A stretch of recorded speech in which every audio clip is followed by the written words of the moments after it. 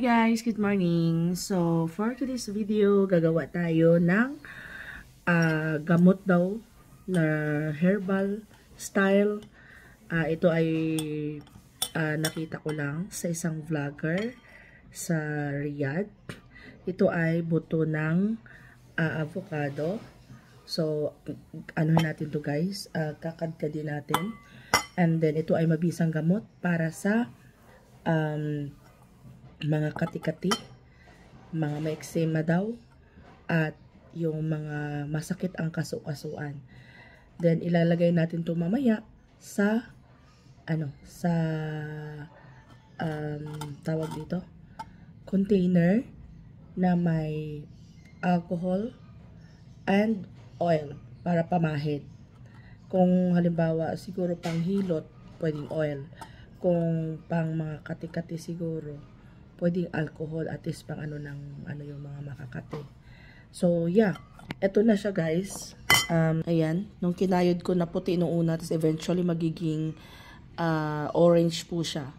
So, kung alcohol, 24 hours lang, pwede na siyang gamitin pang spray sa kung saan yung makate. Tapos, kung naman, oil, kailangan siyang anuhin ng tawag dito 1 week siyang babad bago siya pwedeng gamitin. So ganyan lang, ikakadkadin lang muna natin to, then wala namang masama guys kung subukan natin. Total ito ay buto lang to ng avocado. Do binili ko yung avocado ko sa SNR, na pamahal ako kasi akala ko lang ng mga avocado kasi baka ginamit na lahat ng mga gumagawa ng medicine. So yeah, tawag dito, mamaya pakita ko sa inyo kung ano magiging resulta.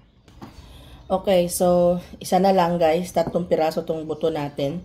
By the way, pakita ko lang sa inyo, meron nagregalo sa akin ng ganito, coconut oil, organic extra virgin coconut oil. Ito yung ilalagay natin dito sa bote. Tapos meron tayo ditong alcohol. So ito hindi ito ubusin. Mga small amount lang guys para tapos refill lang, refill. Pwede din to later anuhan ninyo, yung lagyan ninyo ng halimbawa pang hilot, let's say oil ang ilalagay ninyo. Ito pwede niyo yung lagyan ng efficacent, sabi ng vlogger. Ano ba pangalan nun? Ano ba yun? Sino ba yung pangalan nun? Nakalimutan ko. Tingnan mo, diba? Bawa na kasi. Pero so ito yung process. Mamaya, kudkurin lang natin to. Meron pa tayong isa. So, pakita ko sa inyo.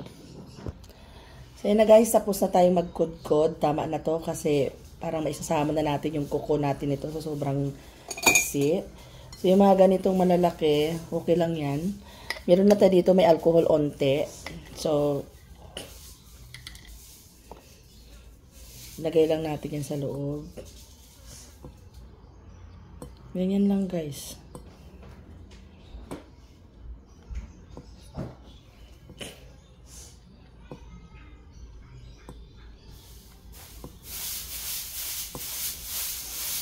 Babad natin ito ng 24 hours.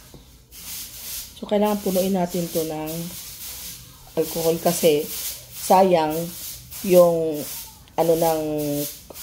yung parang yung dami ng ng avocado na buto, tapos konti lang alcohol natin, hindi konti lang magawa.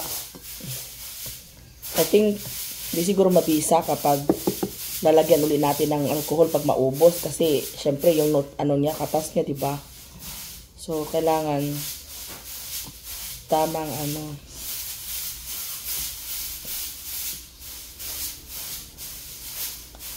dito yung may spray, dito yung sa mga kati-kati para at least isprayhan lang natin kung saan yung makati. So parang ang gagawin natin, hatiin lang siguro natin to. Parang tama na siguro to kasi masyadong maliit lang to. So dagdagan natin ngayon yan ng alcohol. Marami pa tayong alcohol guys, don't worry. So tama-tama to, kaya pala ito pala yung purpose kung bakit ang dami kong alcohol. Pero gagamitin din kasi natin to. Nilipat ko kasi yung iba dito. So, yan. Yan. Diba? Punuin natin to guys. 24 hours lang to. Pwede na siyang gamitin. Walang masama kung itry natin. Kasi nga ito at least, kung tutuusin, murang ano to, gamot kaysa sa mag-take tayo na mag-take ng para sa mga muscle control. Pag ano yung mga judang-judang na tayo, kailangan natin gumawa ng paraan. Shout out sa ating vlogger na taga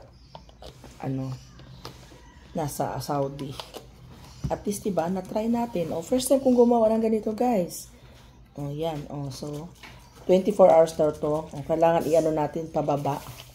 Kasi para umano sa ilalim yung ating